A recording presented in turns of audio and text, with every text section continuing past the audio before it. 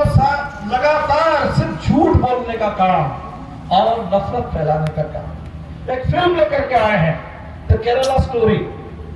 अभी कर्नाटका के चुनाव में मोदी जी इस पूरे फिल्म के बारे में चर्चा कर रहे थे। क्यों? उस फिल्म में क्या दिखाया गया?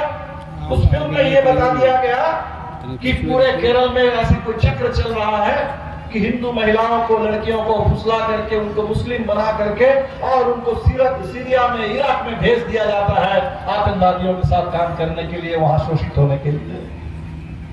पूरे केरल के लोग कह रहे हैं कि भाई ऐसी घटना एकाध कहीं घटी है तो घटी होगी, लेकिन इस बात कह रहे हैं कि यही केरला की कहानी है।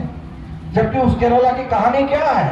केरला की कहानी, असली कहानी क्या है कि हिंदुस्तान में सबसे पहले अगर कहीं मस्जिद बनी उस केरल में बनी, सबसे पहले अगर चर्च कहीं हिंदुस्तान में बना तो केरल में बना।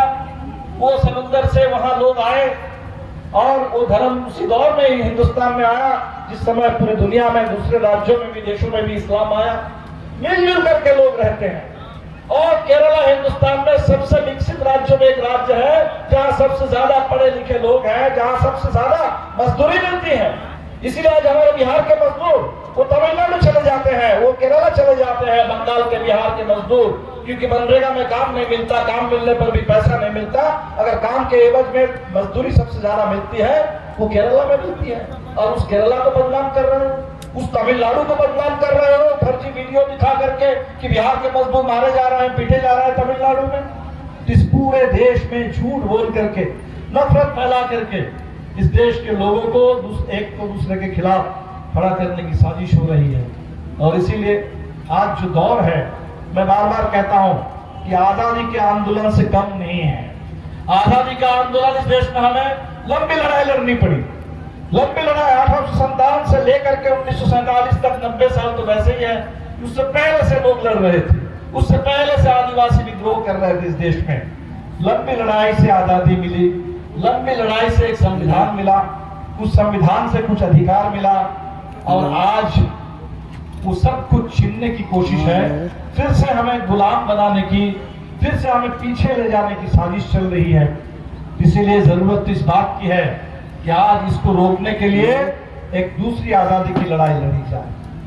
रामदेव वर्मा जी की कोई विरासत हमारे बीच में है तो हमें इसी के लिए प्रेरित करती रहेगी कि जैसे वो पहली आजादी की लड़ाई में हम लड़े हैं, जैसे आजादी के बाद लाल झंडा लेकर के हिंदुस्तान के कम्युनिस्टों में, इस देश के तमाम परिवर्तनकामी लोगों में एक एक अधिकार मांगने पर नहीं मिलता है, लड़ करके लेना पड़ता है। वो चाहे जमीन पर अपना जमीन का अधिकार हो, जमीन पर एक झोपड़ी डालने का हक हो, पक्का मकान का हक हो, हमारे बच्चों को पढ़ाई का अधिकार मिले, हमारे लोगों को स्वास्थ्य का अधिकार मिले। वो एक एक अधिकार जो लड़ करके हासिल करने का काम कम्युनिस्टों ने किया, लाल झंडे के लोगों ने किया। आज पूरे आवेग के साथ, पूरी ताकत के साथ फिर एक बार लड़ने की जरूरत है। अच्छी बात है, पूरे देश की नजर बिहार पर है। 20 तारीख को मैं भी गया था बेंगलुरु में, तेजस्वी जी भी थे, नीतीश जी भी थे। कांग्रेस ने बहुत सारे नेताओं को बुलाया, कुछ लोगों को नहीं भी बुलाया। हम सारे लोग वहां पहुंचे थे क्योंकि वहां एक बड़ी जीत हासिल हुई है।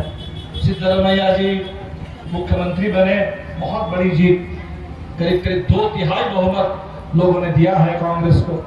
वहां लोग कह रहे थे कि अब कर्नाटका हो गया, बिहार है, बंगाल है, मध्य प्रदेश भी हम लोग जीत लेंगे, उत्तर प्रदेश में भी उसको बदलना होगा।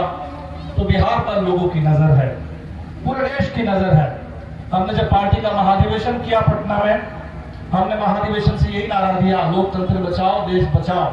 और हमने कोशिश की कि महाधिवेशन के हमारे मंच पर हमने बुलाया नीतीश जी को, हमने बुलाया तेजस्वी जी को, हमने बुलाया कांग्रेस के नेताओं को।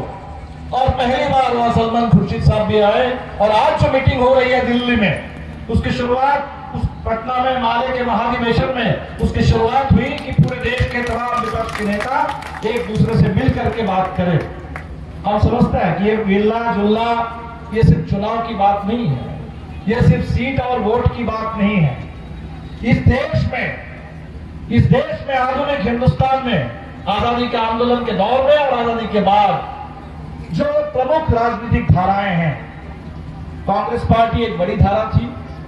बहुत गांधी, नेहरू, सुभाष बोस बड़ी कांग्रेस पार्टी, लंबी लड़ाई, उसके अंदर भी अलग अलग धाराएं थी, लेकिन कुल मिलाकर इस देश में अंदर साम्राज्यवाद के खिलाफ एक आधुनिक हिंदुस्तान के निर्माण के लिए धारा बनी। इस देश के कम्युनिस्ट 52 में जब चुनाव हुआ, पहली बार उस चुनाव में कम्युनिस्टों को सीट तो बहुत ज्यादा नहीं मिली, लेकिन सबसे ज्यादा मार्जिन से जीतने